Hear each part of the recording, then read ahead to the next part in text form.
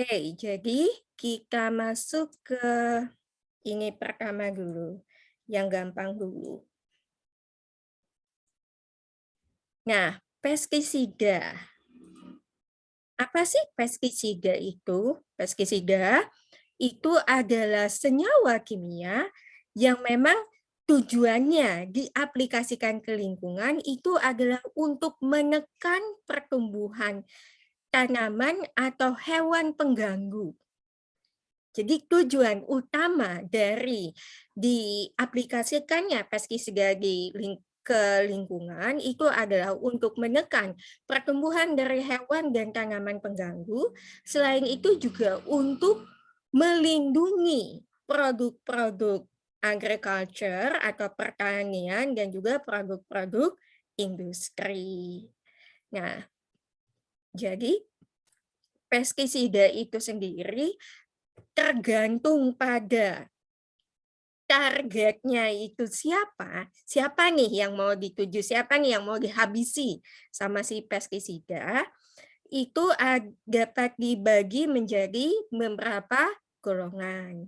Ada insektisida, ada fungisida, herbisida, rodentisida, kemudian juga ada fumigan. Nah, perbedaannya apa? Masing-masing kalau insektisida, insek jelas lah ya, yang dituju itu organisme targetnya itu adalah serangga. Nah, contohnya ada macam-macam, ada senyawa-senyawa organoklorin. Kenapa dikatakan organoklorin? Karena dia adalah senyawa organik yang mengikat atom Cl atau klor. Organofosfat ini juga kelihatan sih dari namanya, senyawa organik yang mengikat fosfat, dan seterusnya.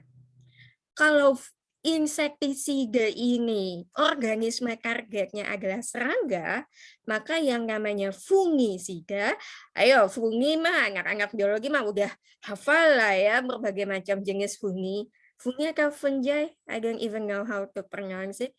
Fungisida ini organisme targetnya itu adalah jamur. Tiokarbamat, ditiokarbamat, garam-garam kuprik atau tembaga.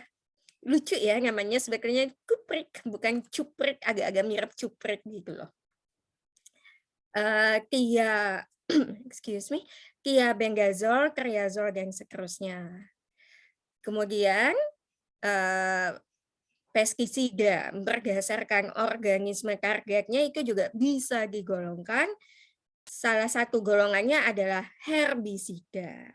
Nah, kalau herbisida ini, kalau tadi kan insektisida itu untuk serangga. Kalau herbisida, herbisida ini herb, jadi adalah untuk tanaman-tanaman pengganggu atau weed. Kalau misalnya ini, wait, let me. Oh my God, ini saya nggak punya. Ini W deh, ini W. Weed atau gulma pengganggu. Nah, herbisida itu untuk tanaman-tanaman pengganggu. Ada senyawa paraquat, glifosfat, dan propanil. Kemudian kalau rodentisida, roden, hewan pengerat, organisme tujuannya itu adalah hewan-hewan pengerat, jadi kayak tikus dan seterusnya. Fumigan, kalau fumigan, nah fumigan ini dia tidak pilih-pilih. Kalau fumigan, basically kalau kita mengaplikasikan fumigan, kita memfumigasi, maka apapun organisme pengganggu yang ada di situ, entah dia serangga, entah dia jamur, entah dia hewan pengerat, dan seterusnya, itu akan terkena efek dari si fumigan ini.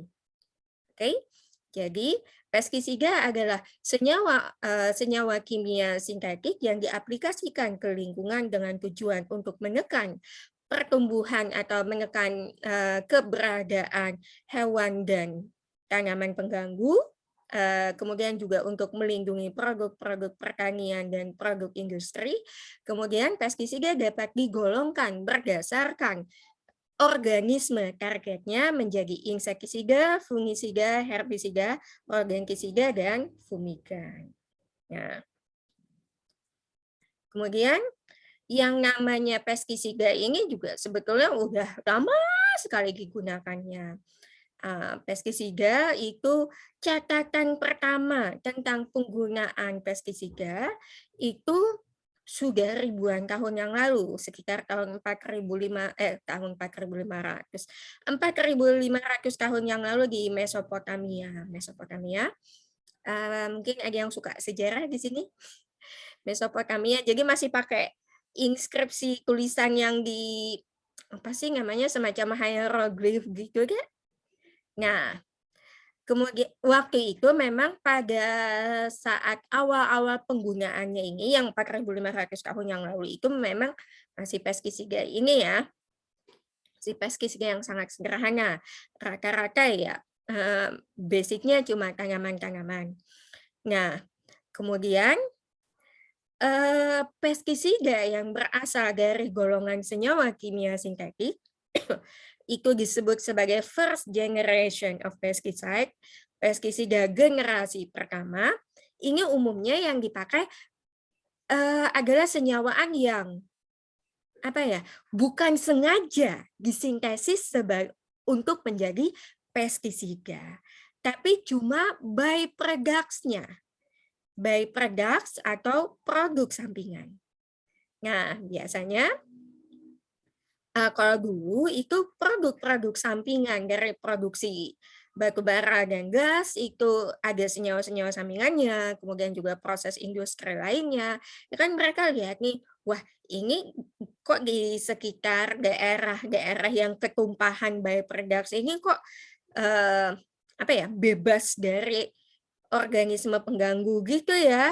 Nah, lalu itulah yang mereka pakai untuk menginikan untuk membunuh hewan pengganggu.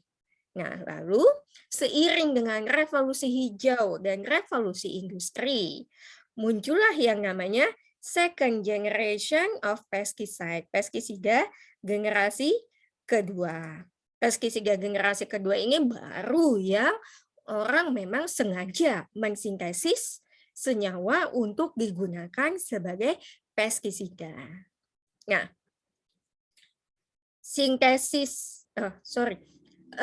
pestisida sintesis pertama itu adalah senyawa hidrokarbon yang chlorinated atau senyawa hidrokarbon. Yang namanya senyawa hidrokarbon itu umumnya senyawa organik ya. Senyawa organik yang mengikat atom klor. Nah, DDT atau dikloro difenyl trikloroetan.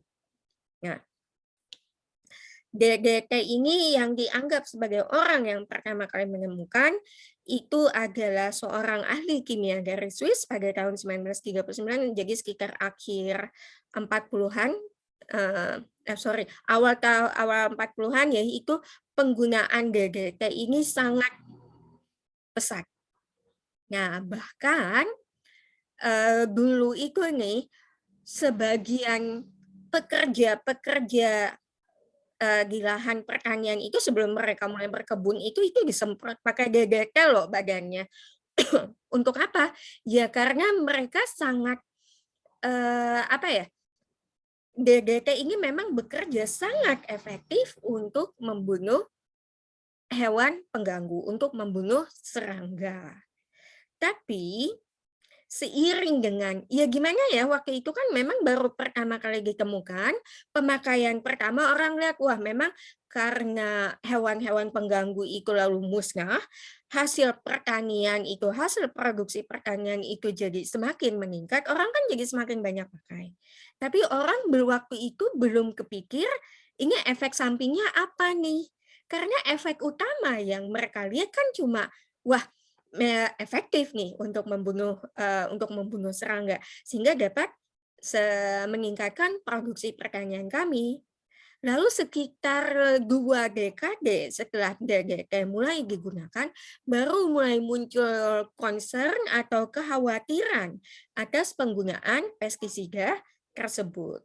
penggunaan pestisida tersebut. Jadi salah satu orang pertama yang voicing out, yang menyuarakan kekhawatiran dia itu adalah seorang ahli biologi, kalau tidak salah Rachel Carson ini marine biologist deh, seingat saya. Ahli biologi Rachel Carson, nah dia ini menuliskan kekhawatirannya tersebut dalam buku yang diberi judul Silent Spring dan terbit tahun 1962. Silent Spring. Kenapa dia beri judul Silent Spring? Silent Spring, spring ini musim semi, silent ini sunyi. Musim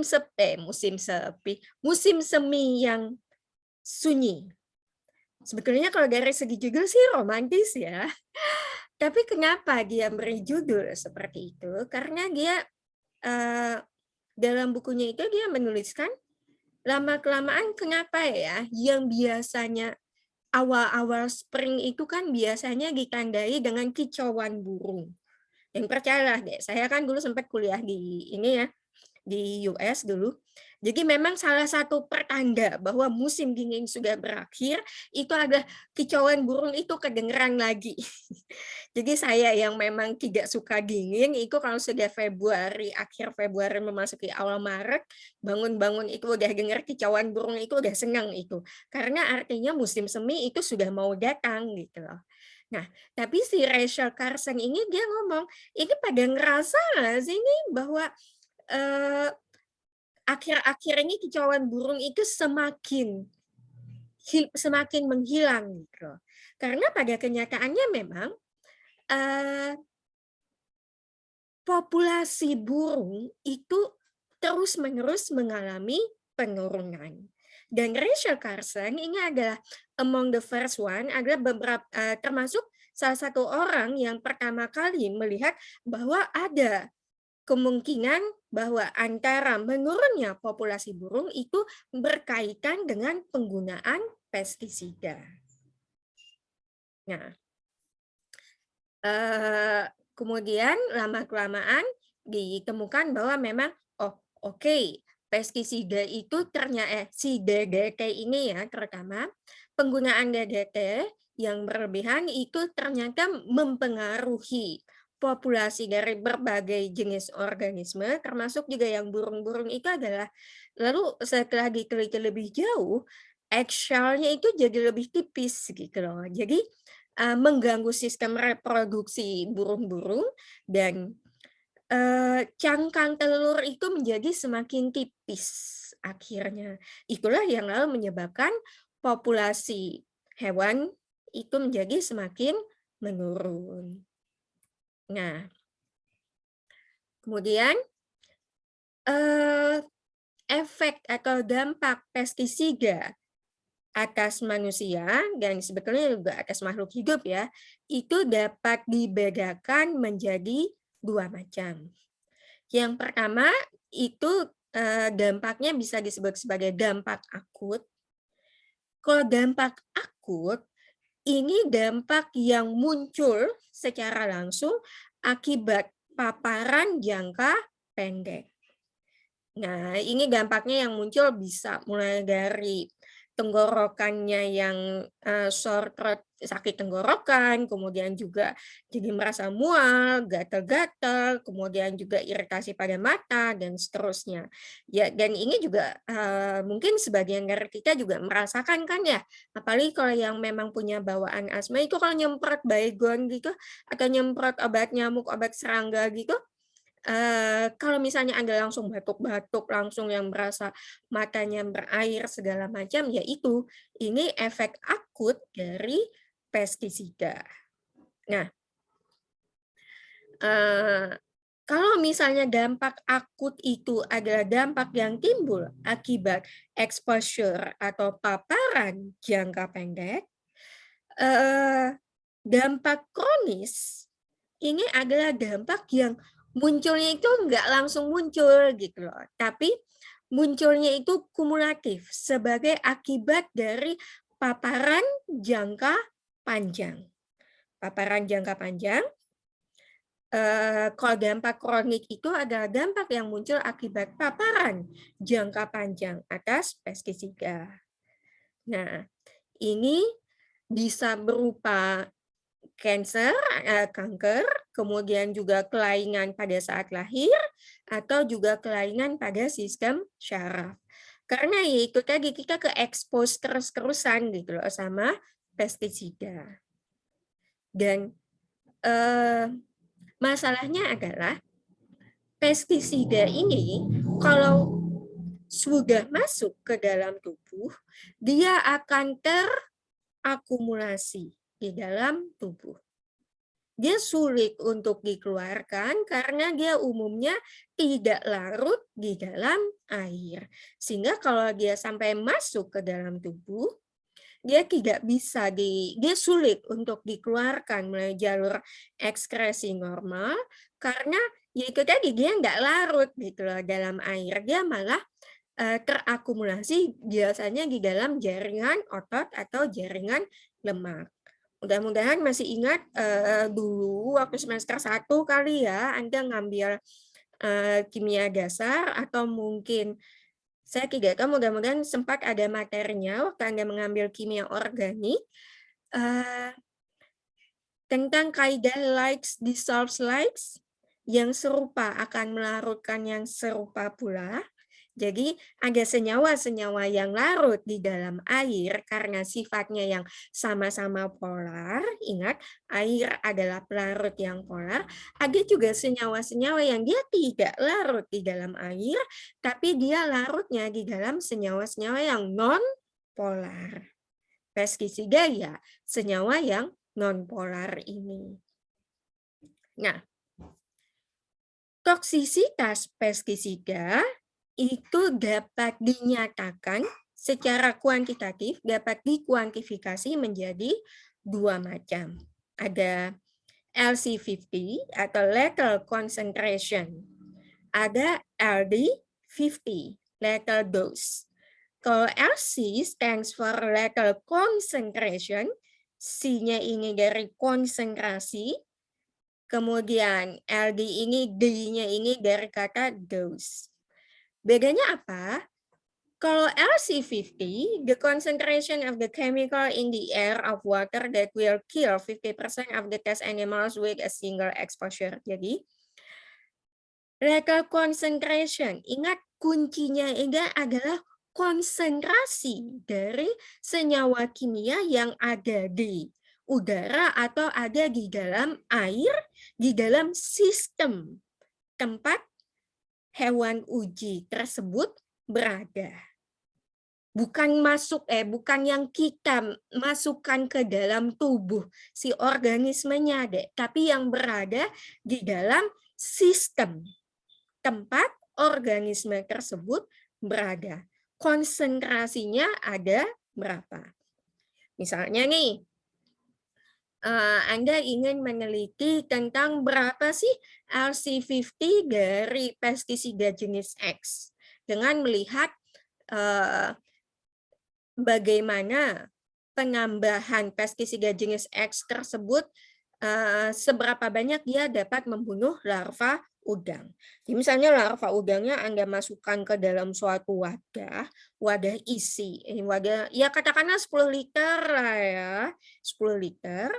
Kemudian pestisida jenis X-nya itu Anda masukkan ke dalam air tempat wadah si larva udang itu.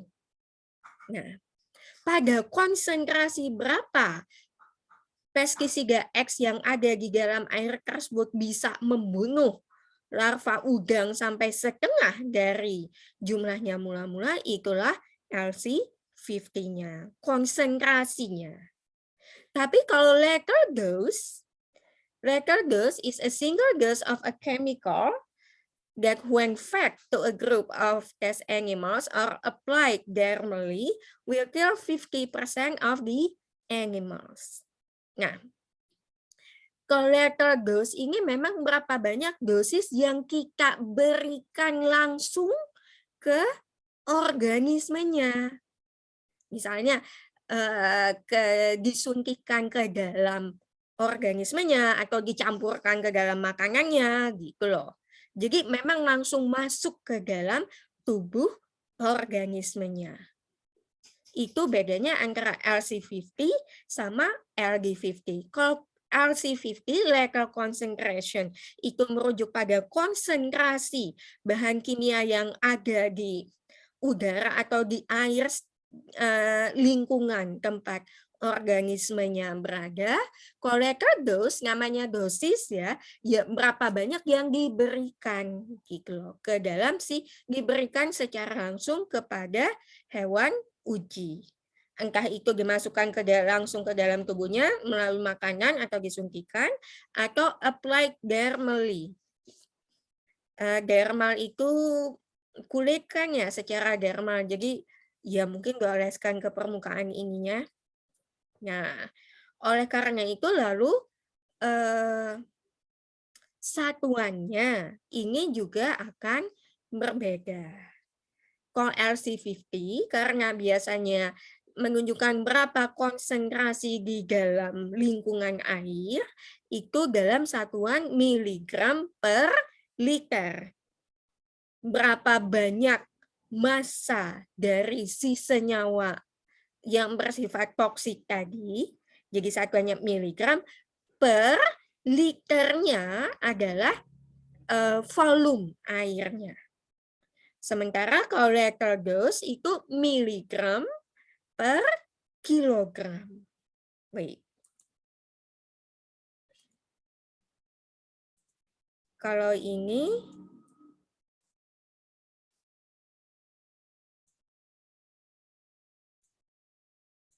rata-rata dinyatakan dalam satuan miligram per liter.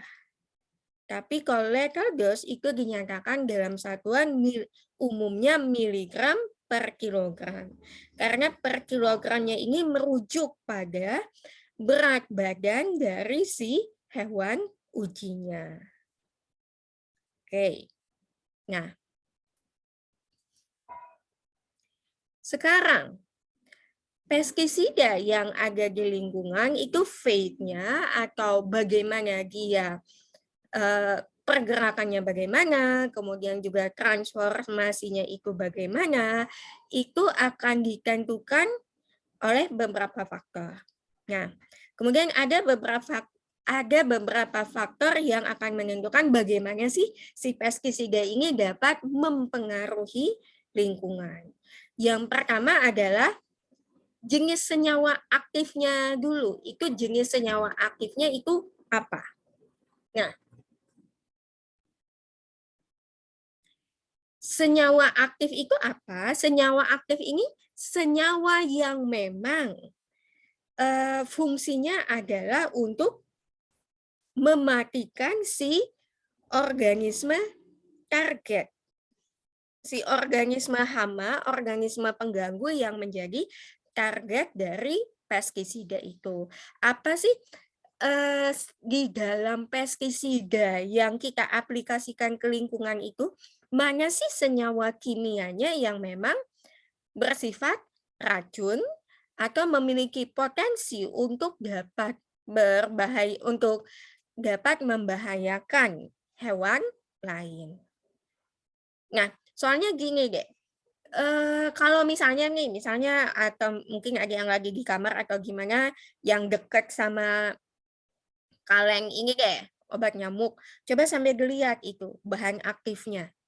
Kalau Anda perhatikan bahan aktif yang ada di dalam di dalam pestisida atau di dalam obat serangga, itu umumnya rata-rata konsentrasinya itu sangat kecil memang. Katakanlah misalnya Anda lihat, oh di dalam baygon milik Anda atau vape atau hit atau apalah obat serangga yang Anda punya, lihat deh, active ingredients-nya apa, kemudian biasanya akan diikuti dengan angka yang menunjukkan berapa konsentrasi dari senyawa aktifnya. Biasanya paling cuma 1%, 0,5%, 2%. Yang artinya apa? Untuk setiap 100 mililiter pestisida tersebut, senyawa aktifnya, kalau yang 1% loh ya, konsentrasi 1%. Artinya setiap 100 ml pestisidanya, konsentrasi senyawa aktifnya hanya 1 mililiter. Nah, terus yang 99 mililiternya apalagi dong, Bu? Kan 100 mili ini. Kalau misalnya senyawa aktifnya hanya 1% saja, hanya 1 mililiter saja, yang sisanya apa dong isinya? Rata-rata itu adalah senyawa aditifnya, senyawa aditif atau senyawa tambahan, senyawa campuran. Biasanya pelarut dari si senyawa aktif. Pelarut yang tujuannya bukan hanya untuk melarutkan, tapi juga untuk memudahkan aplikasi dari si pestisida ini. Ya, gini aja deh, misalnya senyawa, kalau misalnya senyawa aktif semua, 100% senyawa aktif ya terlalu berbahaya untuk diaplikasikan secara langsung. Kalau misalnya tidak dicampur dengan bahan-bahan aditif, itu kan jadi susah untuk disemprotkan. Ya, masa sih Anda mesti nyariin nyamuknya satu-satu terus Anda oleskan obat nyamuknya? Ya enggak dong. Jadi kan disemprotkan itu supaya dicampur dengan bahan aditif ini tadi, supaya senyawa aktifnya ini lalu lebih mudah untuk disemprotkan, bisa menjangkau lebih, space yang bisa dia jangkau itu lebih banyak. Nah, senyawa-senyawa aditif ini juga dapat mempengaruhi bagaimana pestisida ini bisa berdampak ke lingkungan. Selain senyawa aktifnya, kadang-kadang di dalam pestisida yang kita gunakan itu juga masih ada kontaminannya. Masih ada kontaminan, jadi senyawa-senyawa pengotor yang bahan aktifnya bukan, aditif juga bukan, jadi dia memang pengotor. Entah dia timbul akibat proses produksi atau akibat penyimpanan si senyawa aktifnya yang lalu berubah menjadi senyawa lain. Nah, inilah si kontaminan. Degradat. Degradat ini maksudnya apa? Degradat ini adalah hasil degradasi dari si pestisida ini. Jadi begitu si pestisidanya sudah terpapar ke lingkungan, dia akan terdegradasi menjadi apa? Kadang-kadang hasil degradasinya adalah senyawa-senyawa sederhana yang tidak beracun, ya alhamdulillah. Tapi kadang-kadang senyawa hasil degradasinya ini sendiri justru adalah senyawa-senyawa yang juga bersifat racun gitu. Kemudian toksisitas dari suatu pestisida ini juga akan sangat mempengaruhi bagaimana dampak dari pestisida tersebut terhadap lingkungan.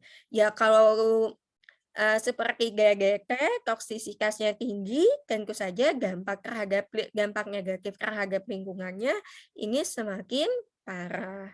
Tapi seiring dengan perkembangan ilmu pengetahuan, kemudian juga dengan perkembangan apa sih namanya? Dengan perkembangan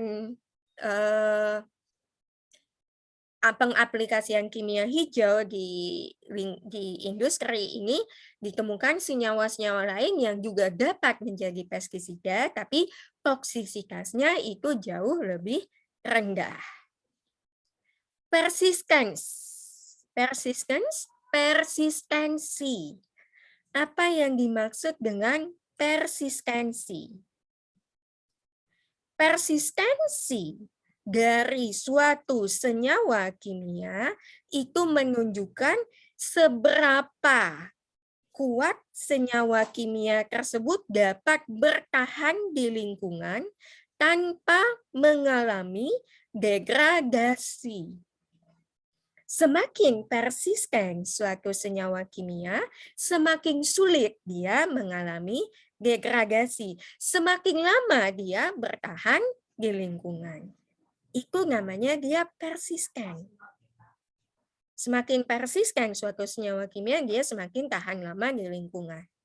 Nah, ya udahlah ya, jangan sampai pestisida yang jadi persisten, cukup kita saja jadi orang yang persisten. Apapun kendala yang dihadapi dalam perkuliahan, maju terus pantang mundur. Nah, itu kita persisten namanya, deh. Gitu. Environmental fate, takdir lingkungan. Environmental fate ini adalah bagaimana pestisida tersebut bergerak dan bertransformasi di lingkungan. Itu juga akan mempengaruhi bagaimana dampak dari si pestisida tersebut terhadap lingkungan. Sorry, cepetan. Nah, sekarang bagaimana suatu pestisida begitu dia terpapar ke lingkungan, apa saja yang akan terjadi terhadap pestisida tersebut atau environmental fate of pesticide itu ditentukan terutama oleh bagaimana sih afinitas dari pestisida tersebut di dalam masing-masing kompartemen lingkungan. Masih ingat ya, minggu lalu apa itu kompartemen lingkungan? Kompartemen lingkungan adalah wadah tempat si suatu senyawa tersebut berada di lingkungan itu disebut sebagai kompartemen lingkungan. Bisa tanah, bisa air permukaan, bisa air pori, atmosfer, dan seterusnya. Nah, bagaimana afinitas? Afinitas itu kecenderungan dari suatu senyawa untuk berada di tempat tersebut, itu kita menyebutnya afinitas. Semakin tinggi afinitasnya terhadap suatu materi, maka semakin besar kemungkinan dia untuk berada di materi tersebut. Kecenderungan untuk tertarik ke situ, itu namanya afinitas. Seperti Anda waktu zaman SMA dulu, kenapa Anda memilih biologi dan bukan memilih prodi fisika, misalnya karena afinitas Anda terhadap pelajaran biologi itu tinggi. Nah, itu afinitas. Jadi, bagaimana pestisida itu dia nasibnya di lingkungan itu ditentukan oleh afinitasnya, apakah dia lebih cenderung berada pada fase padatan, apakah dia lebih mudah berada di dalam fase cairan, apakah dia lebih cenderung mudah menguap sehingga afinitasnya tinggi di lingkungan gas, di atmosfer, atau dia justru memiliki afinitas yang lebih tinggi untuk berada di dalam tubuh biota. Nah, kemudian perpindahan yang terjadi, perpindahan pestisida, perpindahan yang terjadi atas pestisida, gimana dia berpindah, misalnya katakanlah dia berpindah dari air ke sedimen, misalnya dia berpindah dari badan air sungai ke sedimen dan sebaliknya dia lepas dari sedimen pindah ke air, atau sebaliknya dia dari air dia mengendap di sedimen, itu disebut sebagai partitioning atau partisi. Partisi dari pestisida ini menunjukkan perpindahan pestisida dari suatu kompartemen lingkungan ke kompartemen lingkungan yang lain. Seberapa banyak sih? Apakah dia lebih banyak berada di fase padatan? Apakah dia lebih banyak berada di fase cair? Apakah dia lebih banyak menguap sehingga lebih banyak berada di atmosfer? Dan seterusnya. Itu adalah partisi namanya. Nah, kemudian formulasi dari pestisida, jadi bahan-bahan yang terkandung di dalam pestisida itu tentu saja akan mempengaruhi fate atau bagaimana pestisida ini di lingkungan. Bahan-bahannya apa saja sih? Senyawa kimia yang digunakan untuk membuat si pestisida ini apa saja? Nah, kemudian seperti yang sudah sempat disinggung-singgung tadi, seperti yang sudah sempat disinggung sebelumnya, persistensi dari pestisida The persistence of pesticide indicates how long said pesticide remains in the environment, and it is often expressed as half-life or T one and a half, no, sorry, T half time, sorry. Persistensi dari suatu pestisida ingin menunjukkan seberapa lama pestisida tersebut ini bertahan di lingkungan. Tentu saja, seperti yang sudah saya singgung tadi, kalau dia mudah, dia gampang untuk terdegradasi, tentu saja persistensinya rendah. Sebentar saja dia sudah hilang dari lingkungan karena dia sudah terdegradasi. Sebaliknya, kalau misalnya si pestisida ini sulit, dia sukar untuk mengalami degradasi, maka persistensinya juga besar, persistensinya tinggi. Nah, untuk menunjukkan persistensi dari pestisida dan by extension juga untuk senyawa-senyawa pencemar lain, ini biasanya ditunjukkan dengan waktu paro, half-life, atau T setengah. Ada yang masih ingat tidak T setengah ini apa?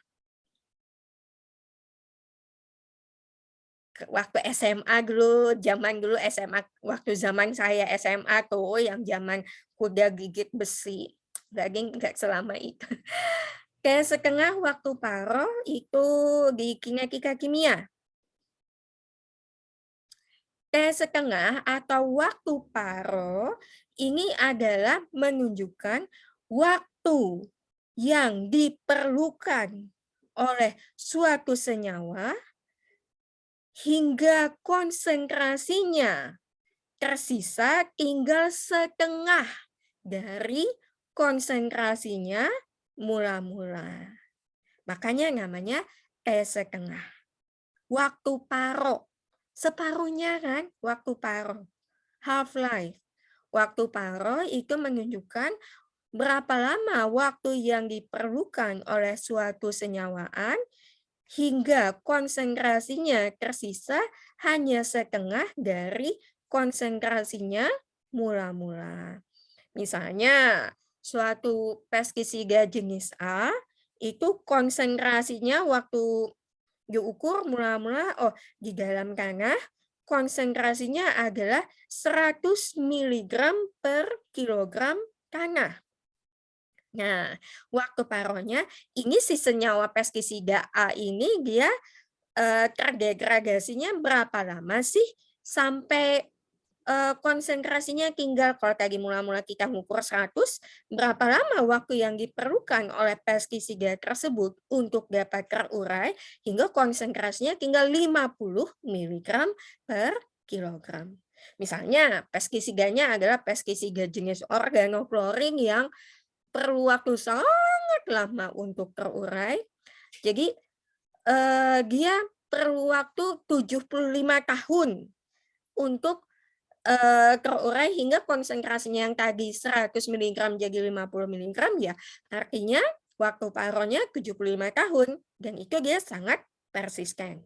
Tapi misalnya Anda berhasil sebagai seorang ahli biologi, Anda bekerja sama dengan orang kimia misalnya, Anda berhasil mengisolasi suatu jenis bakteri yang lalu dapat digunakan sebagai pestisida. Jadi bakteri ini menghasilkan enzim yang dapat berfungsi sebagai pestisida. Dia efektif untuk membunuh serangga, tapi dia juga mudah terdegradasi. Ternyata dengan pestisida jenis baru yang Anda kembangkan ini, konsentrasinya 100 mg, 2 hari kemudian dia konsentrasinya sudah tinggal 50 mg nih. Nah, artinya waktu paronya 2 hari dan persistensinya tentu jauh lebih rendah dibanding pestisida yang tadi yang perlu waktu 75 tahun itu tadi. Oke, jadi semakin besar waktu paro suatu senyawa, semakin persisten senyawa tersebut. Semakin rendah waktu paro dari suatu senyawa, maka semakin rendah pula persistensi dari senyawa tersebut. Nah, selain waktu paro, juga ada istilah lain ini jangan tertukar ya. Selain half-life atau waktu paro, ada juga yang namanya residence time atau waktu tinggal. Waktu tinggal, kalau tadi kan waktu paro itu berapa banyak sih sampai dia tertinggal hanya separohnya saja. Nah, kalau residence time atau waktu tinggal ini betul-betul berapa lama sih sampai si pestisida, sampai si senyawa ini betul-betul hilang dari lingkungan. Waktu tinggal, residence time is the period of time in which a chemical species remains in the compartment. Jadi waktu tinggal ini adalah periode waktu di mana si spesies si senyawa kimia ini berada di lingkungan. Jadi mulai dari dia ada sampai dengan dia betul-betul habis. Entah karena dia terdegradasi atau entah karena dia terbawa oleh arus air, pokoknya sampai dia hilang, sampai dia sudah tidak ada lagi di sana, itu disebut sebagai waktu tinggal atau residence time. Nah, jadi ingat ya bedanya kalau saya UTS nanti nanya apa perbedaan antara waktu paro dengan waktu tinggal. Kalau waktu paro itu adalah waktu yang diperlukan sampai dengan konsentrasinya tinggal setengah dari konsentrasi mula-mula, maka waktu tinggal adalah waktu di mana pestisida tersebut berada di lingkungan dari awal dia mula-mula ada sampai dengan dia habis atau tidak ada lagi ditemukan di kompartemen lingkungan tersebut. Nah, persistensi dari suatu pestisida di lingkungan, di dalam suatu kompartemen lingkungan, ini akan ditentukan oleh beberapa faktor. Yang pertama dulu, chemical karakteristiknya. Jelas lah ya, karakteristik kimiawi dari si senyawa tersebut. Karakteristik kimiawi dari senyawa tersebut. Kemudian juga yang kedua adalah karakteristik fisikanya. Dia mudah larut di dalam apa nih misalnya. Nah, itu physical karakteristiknya. Nah, jadi persistensi dari suatu pestisida di lingkungan ini bisa ditentukan oleh faktor intrinsik atau punya si senyawa kimia itu sendiri, sifat-sifat si senyawa kimia itu sendiri, entah sifat kimiawinya, dia itu terdiri dari apa saja senyawa kimianya, kemudian juga karakteristik fisikanya, apakah dia mudah larut atau tidak, dia mudah menguap atau tidak. Selain itu, tapi juga persistensi dari pestisida di lingkungan itu juga ditentukan oleh lingkungannya lingkungan yang seperti apa dulu. Gitu, ya kan? Sama aja kayak persistensi Anda sebagai mahasiswa itu juga tidak hanya ditentukan oleh diri Anda sendiri, tapi kadang-kadang juga ditentukan oleh lingkungan di mana Anda berada. Misalnya teman-teman Anda tipe-tipe yang kuliah ngerjain tugas bareng ya hayu, itu persistensi Anda sebagai mahasiswa itu akan sangat baik. Tapi kalau misalnya circle Anda yang, aduh baru ngerjain tugas 15 menit, kita self healing dulu yuk, terus jalan-jalan selama 2 hari, nugasnya setengah jam, healingnya 2 hari itu gimana cara coba? Persistensi Anda bisa ikut-ikutan turun gitu loh, Dek.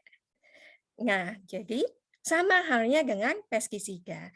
Tidak hanya sifat pestisidanya yang mempengaruhi persistensinya, tapi juga lingkungan, komposisi dan karakteristik dari kompartemen lingkungan, kemudian juga kondisi iklimnya itu akan menentukan persistensi dari si pestisida tadi.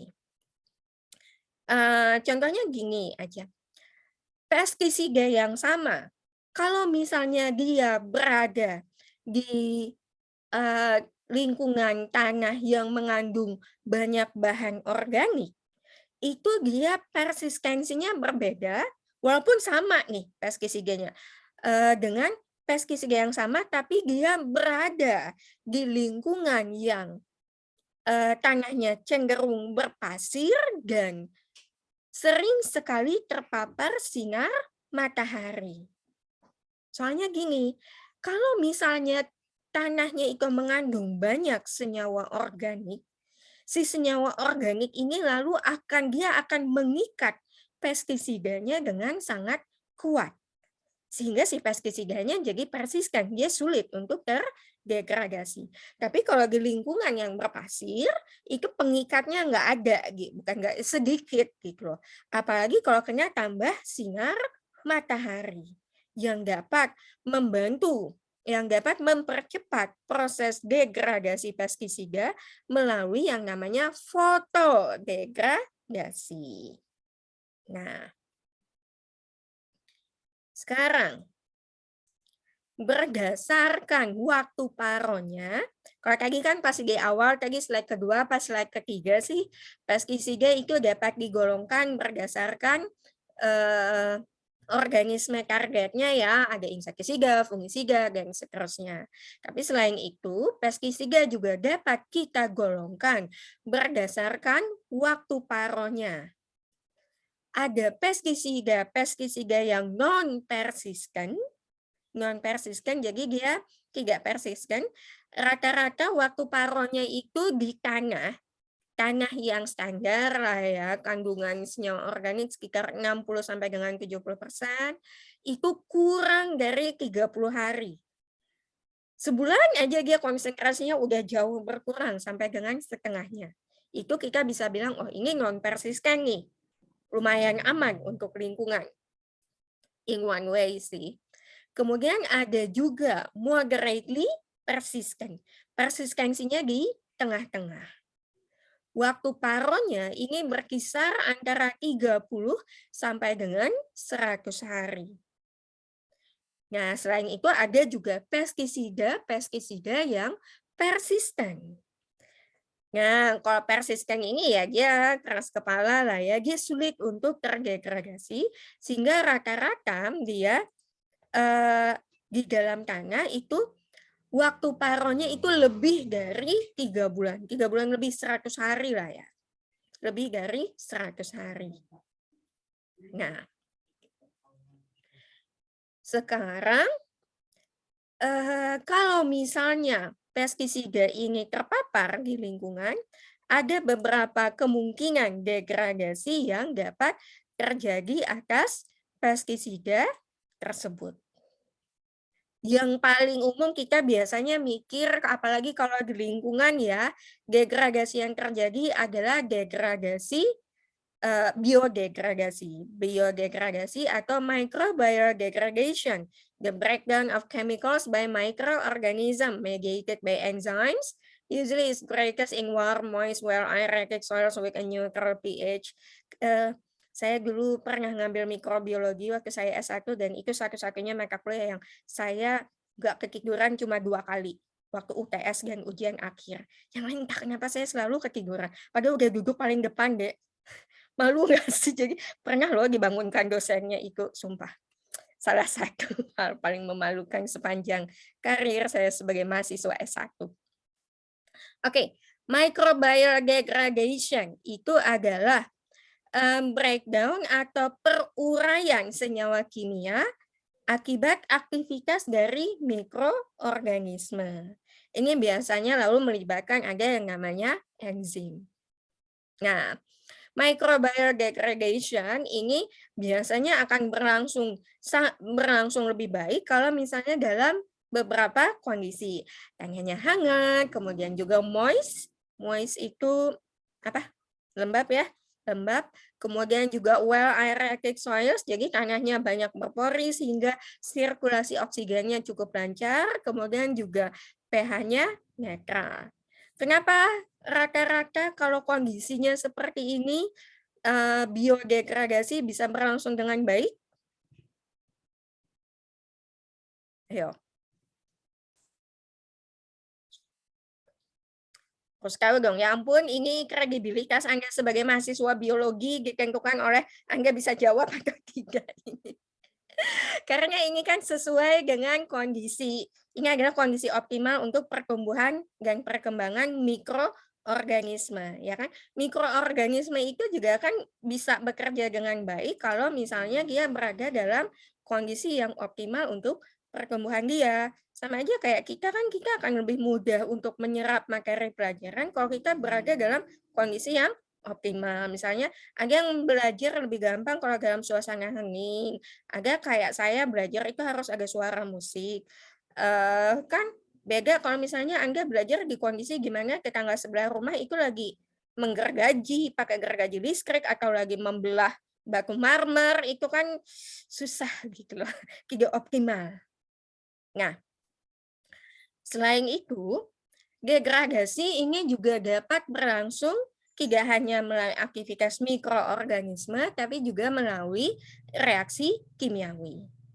Nah, chemical degradation occurs when a pesticide reacts with water, oxygen, or other chemicals in the soils. Ya, basically, degradasi kimiawi itu berlangsung melalui reaksi-reaksi kimiawi. Nah, biasanya nih, kalau misalnya pH tanah itu terlalu asam atau sebaliknya terlalu basah, mikroorganisme kan sulit untuk hidup dan berkembang dalam kondisi yang seperti itu. Nah, tapi justru kondisi yang sangat asam atau sangat basah ini, karena pH yang ekstrem ini tadi, entah dia sangat rendah atau pH-nya sangat tinggi, itu justru mendorong terjadinya degradasi pestisida melalui reaksi redox. Ingat nggak reaksi redox? Reduksi oksidasi. Ya. Nah, jadi tadi sudah degradasi biologis, degradasi kimiawi, kemudian ada juga photodegradation, fotodegradasi. Apakah lalu kalau difoto terus-terusan pestisidanya ini lalu dia bisa degrade, dia bisa terurai? Wah, tentu saja tidak. Foto di sini dari kata-kata foton. Foton yang merujuk pada radiasi elektromagnetik. Nah, jadi kalau photodegradation, kalau kita bicara dalam konteks kimia lingkungan, terutama untuk peruraian senyawa, fotodegradasi dari suatu pestisida ini adalah peruraian dari pestisida akibat sinar matahari.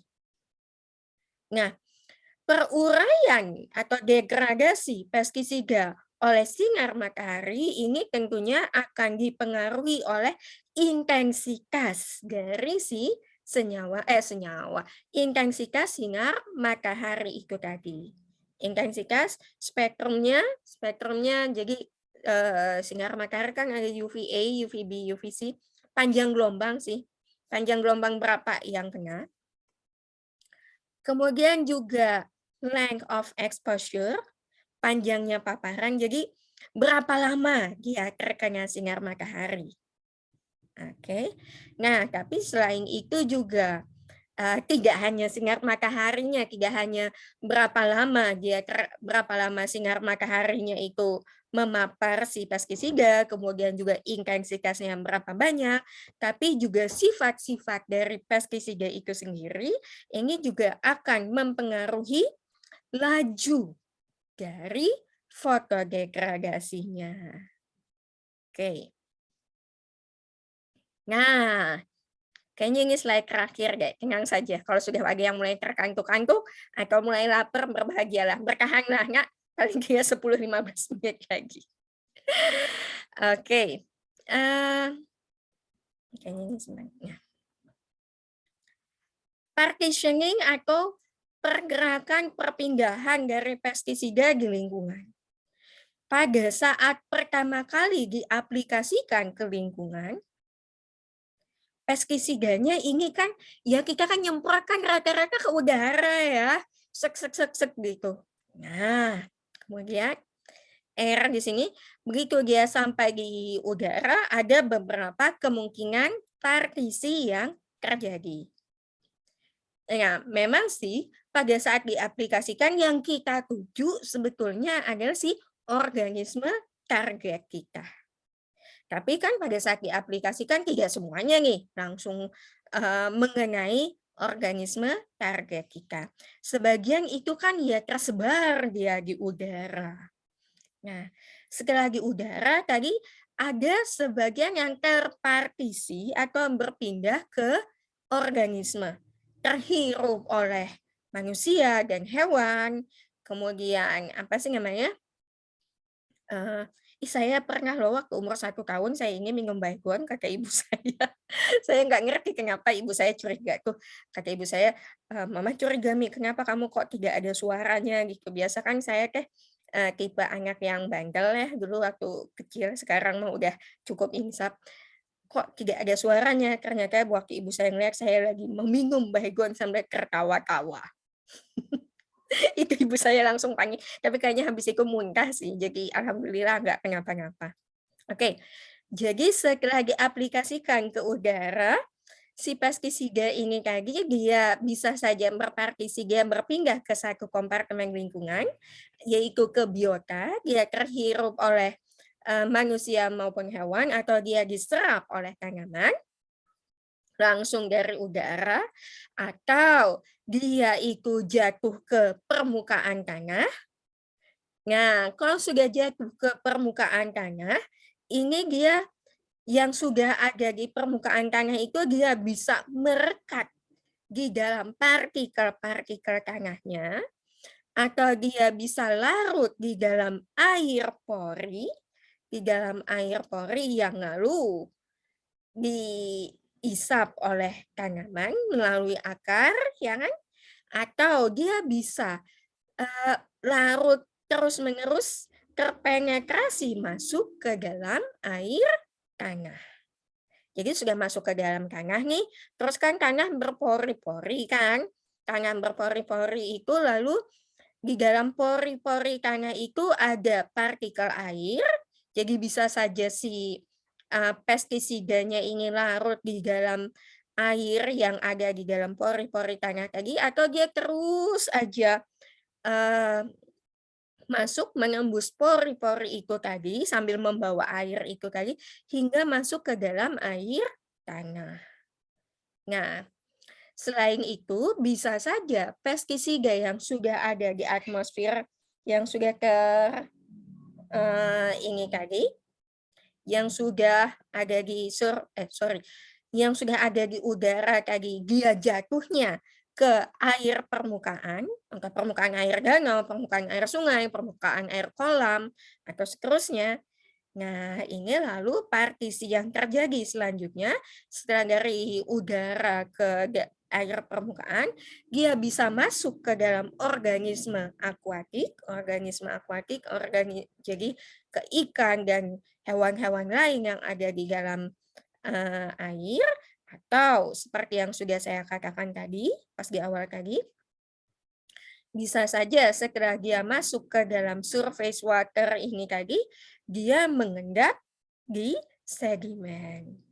Di dalam sedimen pun, eee, dia masih bisa mengalami partisi lebih lanjut, entah dia larut lagi ke dalam air, atau yang ada di dalam sedimen ini lalu berpindah ke organisme sedimen yang memang,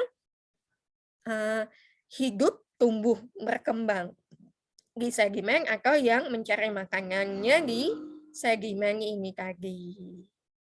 Oke. Kayaknya sih itu aja. Oke, ini untuk materi yang hari ini sampai situ dulu. Ada yang perlu saya ulangi atau ada yang perlu saya konfirmasikan ulang, atau misalnya Bu saya tadi ketinggalan nyatet yang ini tadi Ibu ngomong apa ya Bu ya? Soalnya tadi pas saya keluar beli bakso dulu Bu, jadi ketinggalan nyatetnya. Iya siapa tahu, apalagi yang nggak nyalain kamera kan saya tidak bisa memantau. Atau ada yang mau ditanyakan? Silahkan. Ibu Ibu izin izin bertanya. bertanya. Siapa dulu nih?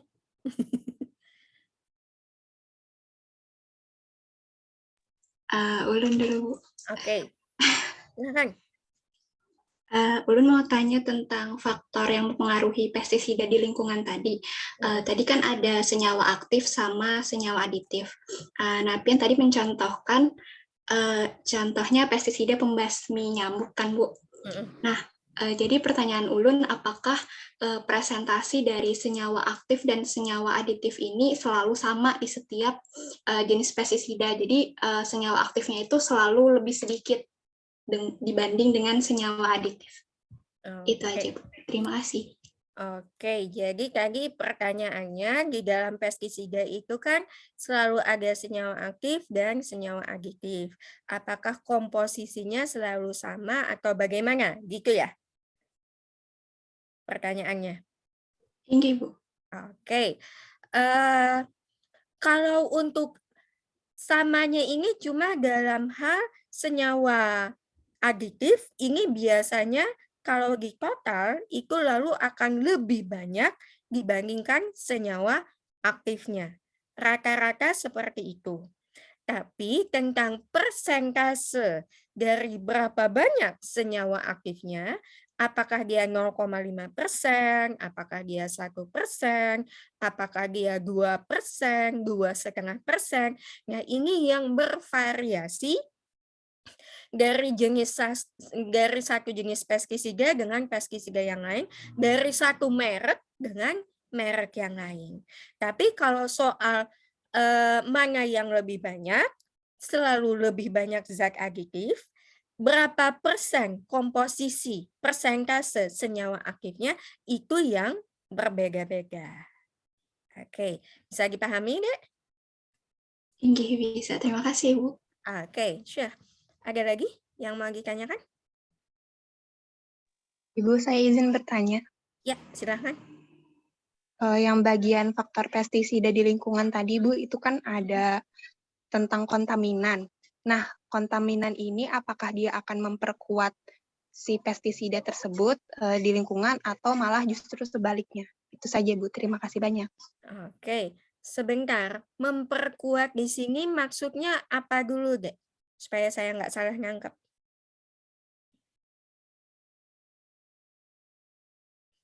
Jadi, apakah keberadaan kontaminan ini dapat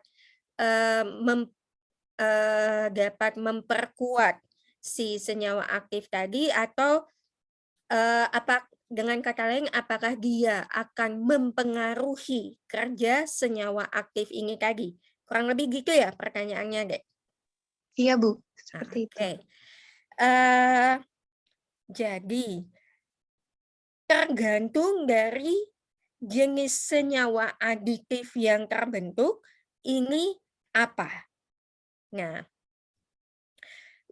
kalau misalnya memang jenis senyawa aditif yang terbentuk ini dia tidak adalah jenis yang tidak bersifat toksik, itu ya dia tidak berpengaruh terhadap si senyawa aktif ini tadi.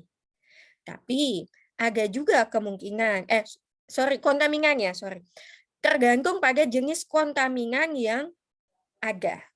Kalau misalnya kontaminannya ini dia adalah senyawa yang tidak reaktif, dia ya udah muncul-muncul aja, tapi dia nggak ngapa-ngapain gitu ya. Dia tidak akan mempengaruhi kinerja dari senyawa aktif ini tadi. Tapi ada kemungkinan kontaminan ini dia juga bersifat toksik terhadap terhadap organisme target. Jadi sekarang secara total nih ya,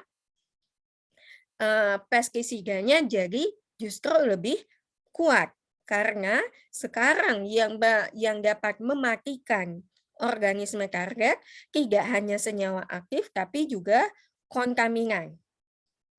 Tapi bisa saja juga kalau misalnya kontaminan yang terbentuk ini adalah jenis kontaminan yang dapat bereaksi dengan senyawa aktifnya sendiri, ya lalu efeknya sebaliknya deh. Karena si senyawa aktifnya sekarang malah bereaksi dengan kontaminannya dan bukan mematikan organisme target, maka lalu kekuatan dari pestisidanya justru mengalami penurunan. Oke, bisa dipahami? Tinggi, Bu. Bisa. Terima kasih banyak, Ibu. Oke. Ada lagi yang mau ditanyakan?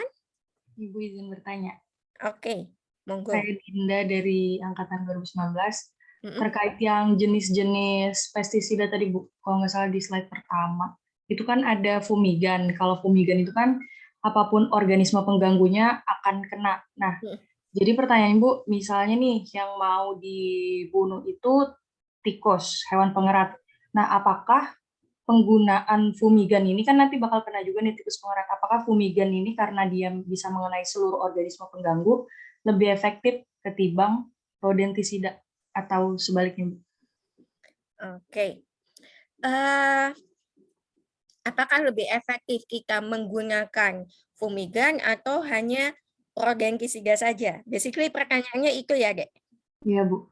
Nah, tergantung dulu bagaimana kita mentranslasikan apa yang dimaksud dengan efektivitas. Kalau misalnya dari segi pasti membunuhnya, jelas fumigan lalu lebih kita bisa mengatakan bahwa fumigan ini lebih efektif nih, karena selain si tikus yang kita incar ini tadi, dia lalu juga berpotensi untuk membunuh organisme lain yang lebih yang juga menurut kita adalah pengganggu. Nah, tapi ada tapinya. Karena fumigan ini dia tidak pilih-pilih, dia tidak selektif, ini lalu resiko hazardous-nya, resiko keracunan terhadap organisme lain, ini juga jadi semakin besar. Nah, misalnya kita menggunakan fumigan untuk membasmi tikus yang ada di sawah. Oh oke, bukan cuma tikusnya nih yang mati, tapi hama wereng segala macam juga mati. Tapi paginya juga ikut mati, gitu loh. Dan dia ini sangat persisten. Jadi apa sih namanya? Kalau soal efektivitas dalam hal membunuh, oke, dia lebih efektif dibandingkan pestisida jenis lainnya. Tapi resiko kecelakaan, resiko yang tidak diinginkan itu juga akan menjadi semakin besar. Gitu. Bisa dipahami, Mbak? Bisa, Bu. Berarti apakah artinya akan jauh lebih baik nih, misalnya kita mau membasmi hama yang ada di sana, kan itu satu-satu, Bu, yang dipakai. Misalnya serangga dulu, jadi pakai insektisida dulu. Setelah itu pakai fungisida dulu. Apakah itu yang berbeda itu digunakan satu persatu, jauh lebih baik nih ketimbang langsung pakai fumigan yang secara keseluruhan langsung habis? Oke. Saya jawabnya dalam perspektif kimia lingkungan, enggak ya?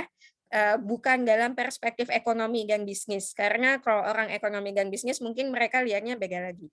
Kalau dalam perspektif kimia lingkungan, saya akan bilang itu lebih baik semakin selektif suatu senyawa yang kita gunakan, itu akan lebih baik.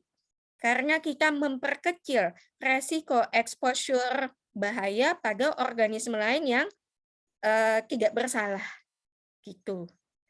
Jadi kayak misalnya nih ya, lalu pakai cyanide untuk di rumah banyak tikus, tapi lalu kita pakai fumigan, pakai sesuatu yang bersifat fumigan, tapi akhirnya kucing piaraan kita kena, gitu. Kalau dari perspektif kimia lingkungan, akan lebih semakin selektif suatu senyawa yang kita gunakan terhadap senyawa target, itu akan lebih baik. Karena juga biasanya selektivitas ini lalu akan mempengaruhi dari segi limbah yang dihasilkan. Gitu. Oke? Oke, terima kasih, Bu. Sure. Ada lagi yang lain? Izin bertanya, Bu. Iya. Silakan. Terkait persistensi tadi, saya mau menanyakan bagaimana Bu mengetahui konsentrasi dari pestisida yang telah mengalami degradasi itu? Nah. Oke. Bagaimana cara mengetahui banyaknya pestisida yang telah mengalami degradasi? Gitu ya, Dek? Iya, betul. Konsentrasi pestisida yang tersisa atau berapa banyak konsentrasi yang sudah hilang ini? Yang sudah tersisa dan juga yang telah hilang. Oke. Kalau dari segi analisis kimia, ini nanti pertemuan ke-6 atau ke-7 gitu loh sama saya, kita akan bahas tentang analisis kimiawi pakai GC. Nah, jadi untuk mengetahui berapa banyak pestisida yang tersisa, berapa banyak yang sudah hilang, tentu saja pertama dulu kita harus tahu berapa konsentrasi awalnya. Konsentrasi awal ini biasanya dianalisis pakai kromatografi gas. Kalau misalnya kalian tertarik ke bidang itu ya. Jadi diukur dulu konsentrasinya dengan konsentrasi pestisida mula-mula menggunakan instrumen biasanya pakai GC atau gas kromatografi gas. Ini biasanya ketemu nih. Nah, kemudian setelah selang waktu tertentu yang kita tentukan, saya pengen lihat setelah 30 hari berapa banyak nih yang tersisa. Sama, dilakukan analisis yang sama, kita lihat, untuk jenis A ini ternyata kalau kromatografi gas itu biasanya suatu senyawa tertentu itu akan muncul sebagai suatu puncak. Nah, semakin tinggi puncak dari kromatogramnya, semakin tinggi konsentrasinya. Kemudian setelah selang waktu tertentu, kita analisis lagi, kita lihat nih, untuk senyawa yang tadi itu, puncaknya apakah tetap saja, yang artinya dia tidak terdegradasi, atau dia semakin rendah. Kalau puncaknya semakin rendah, artinya yang terdeteksi oleh alat semakin sedikit, ya itu artinya pestisida tersebut sudah mengalami degradasi dan berapa yang tersisa ya kita lihat lagi nih. Kemarin waktu pertama kali dianalisis puncaknya sampai dengan 1/3 dari kalau misalnya alatnya itu sudah langsung keluar sih berapa miligram per liter konsentrasinya. Nah, kemudian dilihat lagi nih di alat ini, ternyata senyawa tadi konsentrasinya tinggal sekian.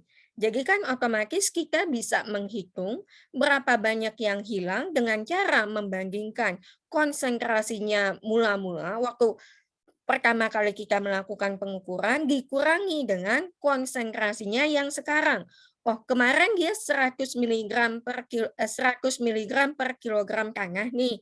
Ternyata setelah 2 minggu kemudian, setelah 30 hari kemudian, setelah saya lakukan analisis, ternyata untuk senyawa pestisida saya ini konsentrasinya tinggal 60 mg per kilogram. Tersisa 60 mg dari mula-mula 100 mg, artinya yang hilang 100 kurang 60 itu tinggal 40 mg. Loh, hilangnya kemana ya? Nah, hilangnya itu dilihat lagi hasil kromatogram analisisnya. Kromatogram itu, kalau misalnya kalian iseng lagi gabut, lagi nggak ada kerjaan, cari deh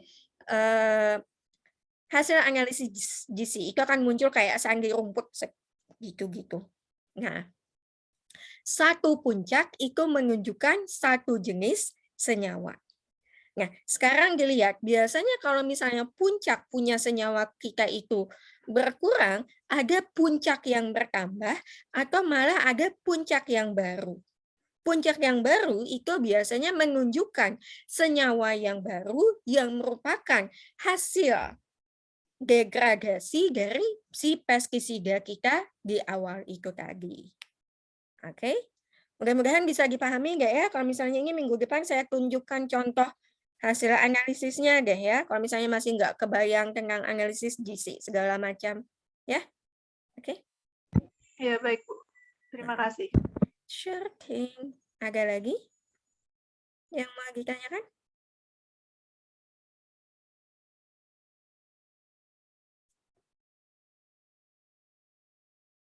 Oke. Kalau tidak ada, kalian ini kuliahnya rata-rata offline atau balik online lagi, deh? Sebagian besar. Tergantung, Ibu. Tergantung dosennya ya. Iya. Ya sudah.